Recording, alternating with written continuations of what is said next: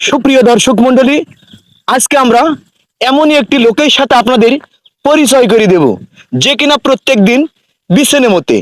কেন মতে, কি জন্য মতে, কেন বিছানে মতার কারণ, আজকে আমরা সেই ঘটনাটি আপনাদের মাঝে তুলে ধরবো। এই যে, আসসালামু আলাইকুম।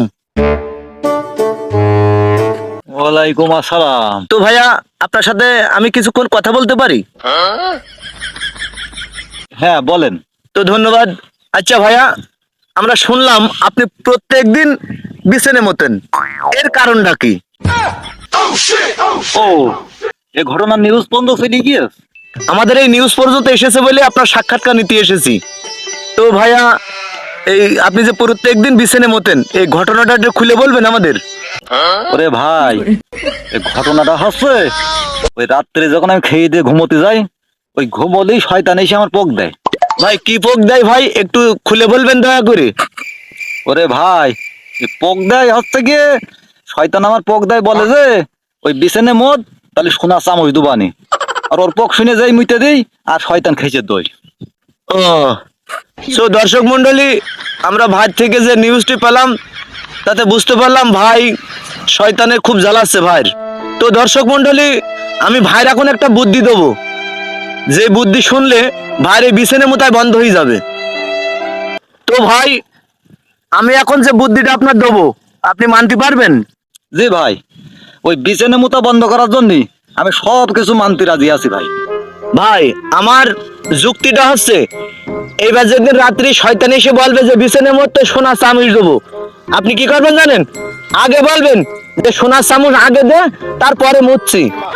ভাই, তাহলে আপনি দেখবেন যে সোনার চামচও পাবেন, আপনার ওই বিছানে মুতাও আজীবনের জন্য বন্ধ হয়ে যাবে। বলেন কি ভাই, এরকম করলে বিছানে মুতা বন্ধ হবে? তাহলে আমি আজকেই করব। ভাই, তাহলে আপনি আমার প্ল্যান মতন কাজ করেন, কালকে এসে আপনার সাথে আবার কথা হবে, ঠিক আছে? তা ভালো থাকেন, হ্যাঁ?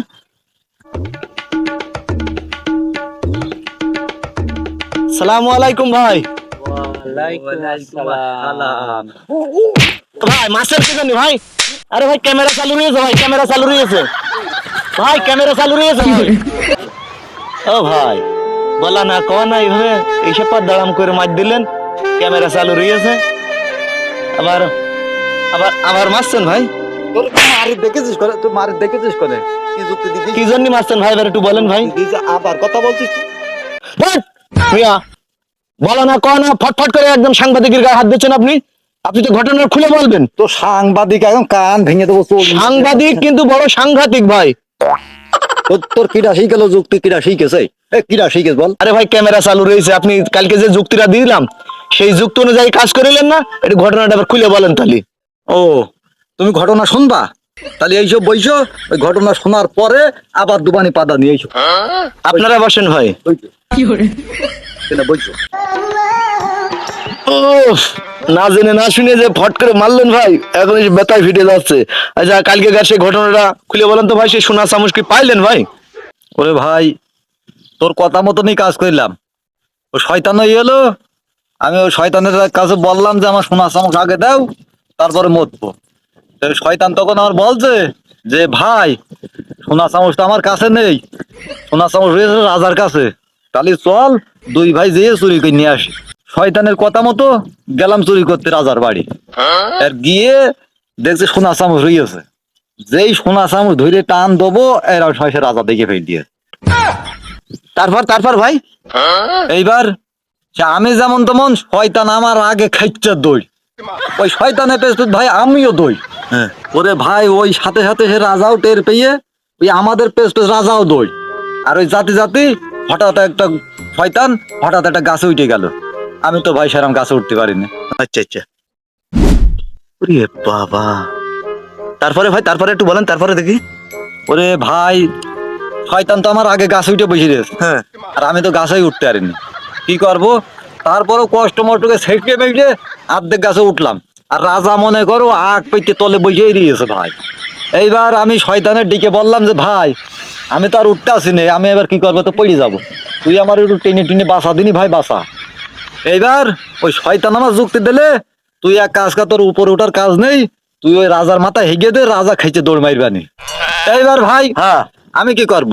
আমার তো বাঁচতে গেলি, আমার তো শয়তানের কথা শুনতে আর আমি শয়তানের পক্ষ শোনা লোক।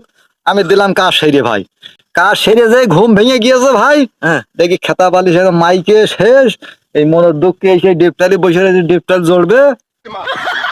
এবার বোঝেন আপনি, আপনার মারবো না কি করবো এবার বলেন আপনি। ওরে ভাই আমি তাও তো মুইতে ভাষা ছিলাম, এক পর্যায়ে ছিল। হ্যাঁ তোর এই যুক্তি শুনে কালকে আমার খেতা বালি সে মাইকে বল শেষ, আর বাড়িও জায়গা দিচ্ছে না বউতি। মানে এত হাতাহাতি গেছেন? আরে শালার দর্শক মন্ডলী দরকার নেই আমার নিউজ করা। ভাই কুমন্দির তো আর ধরতে পারলাম না। তা তুই সত্যি করে কথাটা কদিন লাস্ট পর্যন্ত তুই কি সত্যি সত্যি শোনার চামচটা পাইলি? এ শালা কি পাগল নাকি? কোন শালা পাগল?